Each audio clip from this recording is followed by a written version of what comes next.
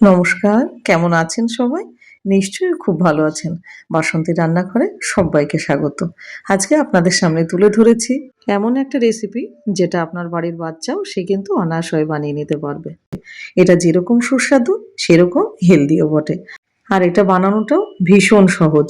হঠাৎ করে বাড়িতে যদি গেস্ট আসে, আপনি মিষ্টির বদলে ঘরে যদি থাকে একটুখানি ফল, তাহলে চোখ বন্ধ করে এইভাবে ফ্রুট কাস্টার্ড বানিয়ে দিতে পারেন। এটা যেরকম দেখতে লোভনীয়, খেতেও কিন্তু দুর্দান্ত। আশা করি রেসিপিটা আপনাদের ভীষণ ভালো লাগবে। আর ভালো লাগলে চ্যানেলটাকে সাবস্ক্রাইব করে অবশ্যই আমার পাশে থাকবেন। তাহলে চলুন শুরু করে দিই। প্রথমে গ্যাসটা জ্বালিয়ে এখানে আমি 3 পোয়া দুধ বসিয়ে দিয়েছি। এবার দুধটাকে ভালো করে জাল দিয়ে নিতে হবে। কাস্টার্ড বানানো কিছু নিয়ম আছে, কিছু টিপস আছে, সেগুলো একে একে শেয়ার করব। আর দুধটা ফুটতে থাক, ততক্ষণে আমরা কাস্টার্ডটা রেডি করি। এখানে ঠান্ডা দুধ নিয়ে নিয়েছি হাফ বাটি মতো, আর এখানে দিয়ে দেবো 1 চামচ ভর্তি করে ম্যাঙ্গো কাস্টার্ড। এবার কাস্টার্ডটাকে ভালো করে দুধের সাথে মিশিয়ে নেব, যাতে কোনো রকম লাম্পস না থাকে। ভালোভাবে মেশানো হয়ে গেছে, এটা এক সাইডে রেখে দিই। আর এদিকে দুধটা কিন্তু ফুটে গেছে, ফুটে অনেকটাই কমে গেছে। এখানে একটা টিপস আপনাদের দিয়ে রাখি, দুধ যদি ঘন করে জাল দেওয়া হয়, কাস্টার্ডটা কিন্তু অনেক বেশি টেস্টি হয়। অনেকেই কী করেন, একটু কাস্টার্ড পাউডার বেশি করে দিয়ে দুধটা ঘন করে দেন, সেটা করবেন না। এবারে দিয়ে দেবো মিষ্টির জন্য 2 চামচ চিনি। চিনি যেহেতু আমাদের বাড়িতে দুধে অল্প খায়, আমি ওই জন্য অল্পই দিলাম। আপনারা বেশি মিষ্টি খেলে একটু বেশি দিয়ে দেবেন। এবার চিনিটাকে দিয়ে ভালো করে দুধটা আরেকটু ফুটিয়ে নেব। কাস্টার্ড ঘন কিংবা পাতলা হলেই হবে না, কাস্টার্ড হতে হবে টেস্টি। তার কিছু নিয়ম আছে। এবার দুধটা কিন্তু অনেকটা শুকিয়ে গেছে। এবার এক হাত দিয়ে কাস্টার্ডটা ঢালতে থাকবো, আর এক হাতে নাড়তে থাকবো। এই কাজটা খুব সাবধানে করতে হবে, না হলে কিন্তু এটা দলা পেকে যাবে। আর এটা কিন্তু কনস্ট্যান্ট এখন 5 মিনিট মতো আমি এইভাবে নাড়তে থাকবো, যাতে খুব ভালোভাবে কাস্টার্ডটা দুধের সাথে মিশে যায়। কারণ এখন 4 থেকে 5 মিনিট হাতটা কোনোভাবে বন্ধ করা যাবে না, তাহলে কিন্তু নিচে দলা বেঁধে যাবে। আর গ্যাসের ফ্লেম কিন্তু এখন আস্তে করা আছে, না হলে কাস্টার্ডটা নিচে লেগে যেতে পারে, সেটা খেয়াল রাখতে হবে। আর আজকে আমার ভিডিওটা আপনি কোথায় থেকে দেখছেন সেটা অবশ্যই কমেন্ট সেকশনে জানাবেন। কাস্টার্ডটা খুব ভালো করে দুধের সাথে কিন্তু মিশে গেছে, আর কোনো রকম কিন্তু লাম্পস তৈরি হয়নি, দেখে আপনারা বুঝতেই পাচ্ছেন। এবার এটাকে 5 থেকে 7 মিনিট আরও একটুখানি জাল করে নিতে হবে। আর এর আগের ভিডিওতে যারা যারা কমেন্ট করেছেন তাদেরকে জানাই অসংখ্য ধন্যবাদ এবং আন্তরিক ভালোবাসা। আর আপনারা এইভাবেই কমেন্ট করতে থাকবেন। এবার গ্যাসটা বন্ধ করে এবার একটা বড় সাইজের বাটির মধ্যে দুধটা ঢেলে নেব।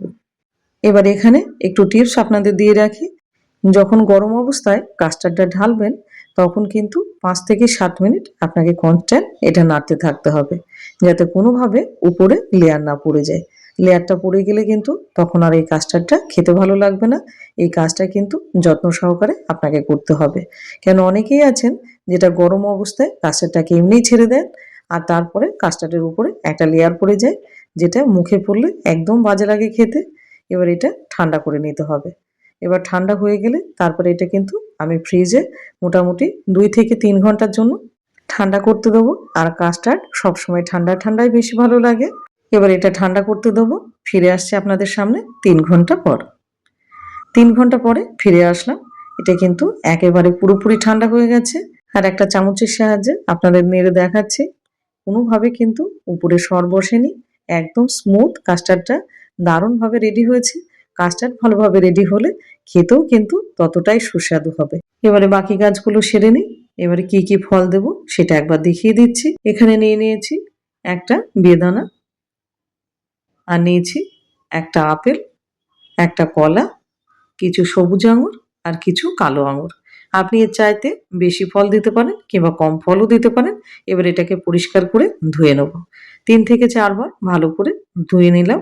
এবার ফলগুলো ছোট ছোট আকারে কেটে নেব। প্রথমে কলাটা কাটবো, পাতলা পাতলা করেই কাটবেন, বেশি মোটা কাটবেন না। এবার আঙুরগুলো ঠিক এরকম ছোট করে কেটে নেব। আর কাস্টার্ড খেতে ভালোবাসেন না এইরকম লোক কিন্তু খুঁজে মেলা ভার। বাচ্চা থেকে বৃদ্ধ সবাই কিন্তু ভীষণ পছন্দ করে এই কাস্টার্ড। আর সেটা যদি এইভাবে বানান, তাহলে তো কতবার যে আপনাকে বানাতে হবে তার ঠিক নেই। খুব সিম্পল একটা রেসিপি, কিন্তু যদি আপনি সঠিকভাবে না বানান তাহলে কিন্তু খেতে ভালো লাগবে না। ফলগুলো এক এক করে সবগুলো কাটা হয়ে গেছে। এইবার কিছু নেব নাটস, সেগুলো আপনাদের একটু দেখিয়ে দিই। এখানে আমি নিয়ে নিয়েছি কিছু কাজু, কিছু পেস্তা, আর কিছু নিয়েছি আখরোট, কিছু কিশমিশ এবং কিছু খেজুর। নাটস এর চাইতে বেশিও দিতে পারেন, আবার কমও দিতে পারেন। আপনার যেটুকু ঘরে আছে আপনি সেটুকু দিয়ে কিন্তু অনায়াস হয়ে কাজ চালাতে পারেন। এবার এগুলো সব ছোট ছোট করে কেটে নেব। কাটাকাটির পর্ব শেষ। এবার আসবো মেশানোর পালা। দুধটা তো ঠান্ডা আছে। এবার এক এক করে ফলগুলো সব দিয়ে দেবো। ফলগুলো সব সুন্দরভাবে কেটে নিলাম। এবার ফলগুলো দিয়ে দিতে হবে। প্রথমে আপেলটা দিলাম, এরপরে আঙুরটা দেব। এবার বাকি ফলগুলো সব এক এক করে দিয়ে দেবো।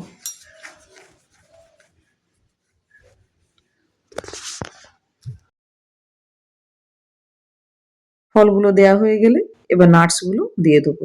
আর সামান্য একটুখানি আলাদা করে রেখে দিলাম গার্নিশিং এর জন্য। এবার পুরো নাটসটা দিয়ে দিলাম।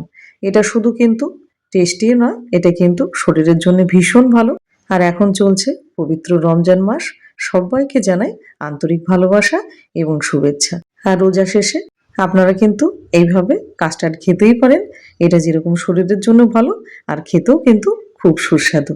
নাটসগুলো সব ঢালা হয়ে গেছে, আর এটা কিন্তু দেখেই মনটা ভরে যাচ্ছে। তাহলে আর দেরি কেন, ঝটপট বানিয়ে ফেলুন এইভাবে ফ্রুট কাস্টার্ড। তাহলে চলুন এটাকে এবার ভালো করে মিশিয়ে নিতে হবে। সব নাটস এবং কাস্টার্ডের সাথে খুব ভালোভাবে মিশিয়ে নিতে হবে। আর আপনারা কারা কারা এইরকম ফ্রুট কাস্টার্ড খেতে ভালোবাসেন সেটা অবশ্যই কমেন্ট সেকশনে জানাবেন। আর ভিডিওটা কেমন লেগেছে আপনাদের? আশা করছি আপনাদের ভীষণ ভালো লেগেছে। কেননা এরকম একটা দুর্দান্ত স্বাদের এবং ছোট্ট ছোট্ট মূল্যবান টিপস আপনাদের সাথে শেয়ার করে এরকম একটা কাস্টার্ড রেসিপি আপনাদের সামনে তুলে ধরলাম। আশা করি ভিডিওটা আপনাদের ভীষণ ভালো লাগবে। আর যদি ভালো লেগে থাকে তাহলে সুন্দর করে একটা কমেন্ট, একটা লাইক আর প্রচুর পরিমাণে শেয়ার করে দিন, যাতে আপনার দ্বারাই অনেকের উপকারে আসে। এবার সবগুলো একত্রে ভালো করে মিশিয়ে নিলাম। এবার মেশানো হয়ে গেলে এবার একটা সুন্দর পাত্রে এটাকে পরিবেশন করার পালা। আর আগে থেকে একটুখানি আমি নাটস এখানে তুলে রেখেছিলাম। এবার উপর থেকে ছড়িয়ে দিয়ে এইভাবে ঠান্ডা ঠান্ডা চিল পরিবেশন করে দিন ফ্রুট কাস্টার্ড। আহা! দেখেই যেন মনটা জুড়িয়ে যাচ্ছে। মনে হচ্ছে কতক্ষণে খাবো। আর এইরকম ভালো ভালো রেসিপি পেতে অবশ্যই ভিজিট করতে হবে বাসন্তী রান্নাঘর।